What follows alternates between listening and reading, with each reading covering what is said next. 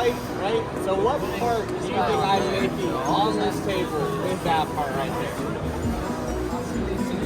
C2, right? So we can compare it off the sides, right? And then we're starting to see the formation of which part? C3, right? Is that we saw that big shell mill come over, right, and clean that off.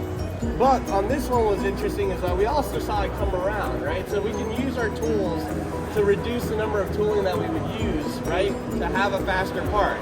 Because the machine will do exactly what I tell it to do. If I tell it to run into the table, it will run into the table. So we're gonna look at that, right, and we can see which part. So which part was this being made? C4, right? But is that part done?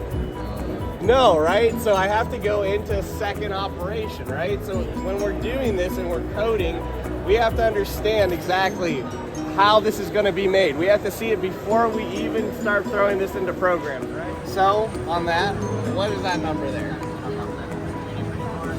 2.514. So let's type that in right into there, and then you can do the next one. Right? So why are we getting different numbers? It can be slightly at an angle. This cannot be perfect. And then we're going to use this Allen key right here, right? So what we want to attach is that we want to attach it the same way that we just see it on the video right there, or on the screen. That hole with this guy in here without cross threading. Are you sure that's where you want? We're on here. All right. Cool.